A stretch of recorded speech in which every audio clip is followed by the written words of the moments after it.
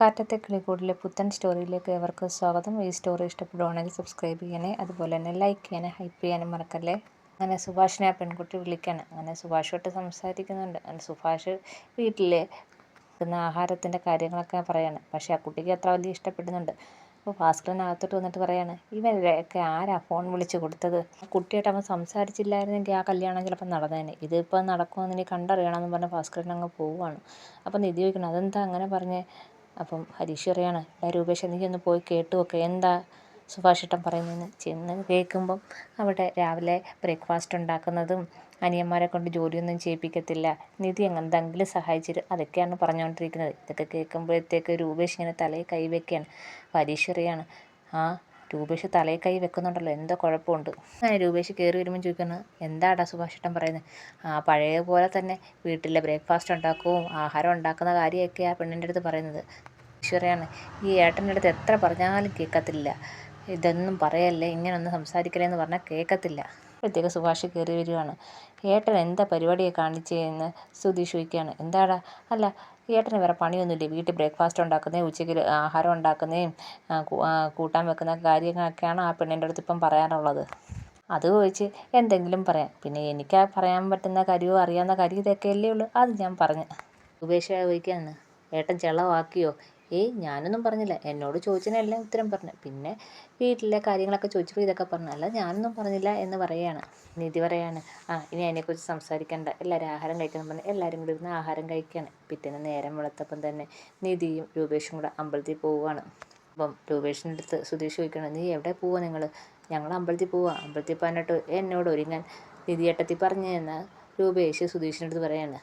സുധീഷ് ഇങ്ങനെ ആലോചിക്കുകയാണ്, അമ്പലത്തിൽ പോയി അവളെ ഇമ്പ്രസ് ചെയ്യാൻ എന്തെങ്കിലും ചെയ്യാൻ പറ്റുമെന്ന് നോക്കണം, ഇങ്ങനെയൊക്കെയല്ലേ അവൾക്ക് എന്നോട് ഇഷ്ടം തോന്നത്തുള്ളൂ എന്ന് സുധീഷ് ഇങ്ങനെ മനസ്സിൽ വിചാരിക്കുകയാണ്. അങ്ങനെ രൂപേഷും നിധിയും കൂടെ പോകുന്നതിന് മുമ്പേ സുധീഷ് നേരെ അമ്പലത്തിലേക്ക് പോവുകയാണ്.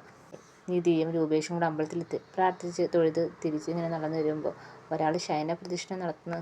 രൂപേഷ് നിധി ഏട്ടത്തിയെടുത്ത് പറയാണ്, ഏട്ടത്തി അത് സുധീഷ് ഏട്ടനല്ലയോ ആ ശയന പ്രതിഷ്ഠ നടത്തുന്നത്? അപ്പം നിധി പറയാണ്, അതെ, എൻ്റെ ഒരു സംഭവമുള്ള കാര്യം നമ്മുടെ അടുത്ത് പറഞ്ഞില്ലല്ലോ എന്ന് നിധി പറയാണ്. സുധീഷ് ചേട്ടൻ പെട്ടെന്നങ്ങനെ തീരുമാനിച്ചായിരിക്കും, വാ എന്തായാലും നമുക്ക് നോക്കാം എന്നും പറഞ്ഞുകൊണ്ട് അവർ സുധീഷിൻ്റെ അടുത്തോട്ട് ചെല്ലുകയാണ്. സുധീഷാണെങ്കിൽ ഇവരെ വരുന്ന കണ്ടപ്പോഴത്തേക്ക് കണ്ണടച്ച് പ്രാർത്ഥിച്ചുകൊണ്ട് ശയന പ്രതിഷ്ഠ നടത്തിയാണ്. അപ്പോൾ രൂപേഷ് അങ്ങോട്ട് വന്ന് സുധീഷ് ചേട്ടാന്ന് വിളിക്കുന്നുണ്ട്. അപ്പം സുധീഷ് കണ്ണ് തുറക്കുന്നുണ്ട്. നീയോ? നിധി ഉണ്ടല്ലോ എന്ന് പറഞ്ഞ് ചാടി അങ്ങ് നിൽക്കുകയാണ്. എന്താ സുഭാഷ് ചേട്ടാ എന്ന് രൂപേഷ് ചോദിക്കുകയാണ്.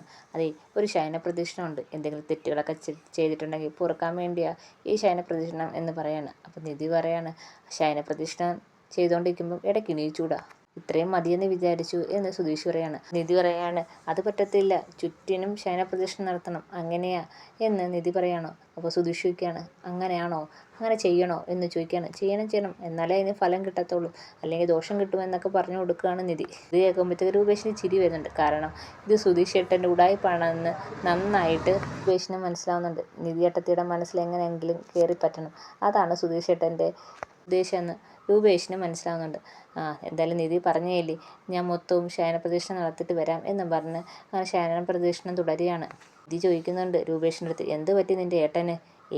എന്തോന്ന് അറിഞ്ഞുകൂടാ, വല്ല മാറ്റമായിരിക്കും എന്ന് രൂപേഷ് പറയാണ്. നിൻ്റെ ഏട്ടനോ? എന്തെങ്കിലും പുതിയ ഉടായി പറക്കാനായിരിക്കുമെന്ന് നിധി പറയാണ്. അപ്പോൾ ഇത് കേൾക്കുമ്പോഴത്തേക്ക് രൂപേഷ് ചിരിക്കുന്നുണ്ട്. ഈ സമയത്താണെങ്കിൽ നമ്മുടെ സുഭാഷാണെങ്കിൽ ജോലി സ്ഥലത്ത് നിൽക്കുകയാണ്. അപ്പം കൂടെ നിൽക്കുന്ന ആൾ ചോദിക്കുന്നുണ്ട്, നീ ഇന്നലെ പോയി കണ്ട പെണ്ണിൻ്റെ കാര്യം എന്തായി, കല്യാണം വല്ലതും നടക്കുമോ എന്ന് ചോദിക്കുകയാണ്. അപ്പം സുഭാഷ് പറയാണ്, എന്തോന്നൊന്നും അറിഞ്ഞൂടാ, പക്ഷേ പെണ്ണിനെ എന്നെ ഇഷ്ടപ്പെട്ടെന്നാണ് പറയുന്നത്. അപ്പം നിനക്ക് പെണ്ണിനെ ഇഷ്ടപ്പെട്ടില്ലേ എന്ന് അയാൾ ചോദിക്കുകയാണ്. കുഴപ്പമില്ല, എല്ലാവർക്കും ഇഷ്ടപ്പെട്ട്, നിധിക്കും ഇഷ്ടപ്പെട്ട്, പിന്നെന്തുവാ എന്ന് സുഭാഷ് ചോദിക്കുകയാണ്. അപ്പോഴത്തേക്ക് സുഭാഷിൻ്റെ ഫോൺ റിങ് ചെയ്യാണ്. നോക്കുമ്പോൾ കുട്ടിയെ വിളിക്കുന്നത്. അങ്ങനെ സുഭാഷ് ഫോൺ എടുക്കുന്നുണ്ട്. അപ്പം സുഭാഷിൻ്റെ അടുത്ത് ചോദിക്കുന്നുണ്ട്, എന്തുണ്ട് വിശേഷം എന്ന് ചോദിക്കുകയാണ്. പ്രത്യേകിച്ച് വിശേഷമൊന്നുമില്ല, സുഖമായിട്ടൊക്കെ ഇരിക്കുന്നു എന്ന് കുട്ടി ചോദിക്കുന്നുണ്ട്. അപ്പോൾ സുഭാഷ് പറയാണ്, സുഖമായിട്ടൊക്കെ ഇരിക്കുന്നത്, ഇപ്പോൾ ജോലി സ്ഥലത്താണോ എന്നൊക്കെ ചോദിക്കുന്നുണ്ട്. ജോലി സ്ഥലത്ത്, എവിടെ ജോലി? ില്ല എന്നൊക്കെ പറയുന്നുണ്ട്.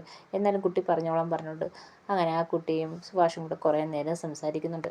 സുഭാഷും ആ പെൺകുട്ടിയും കൂടെ സംസാരിച്ച് കൂടുതൽ അടുക്കുകയാണ്.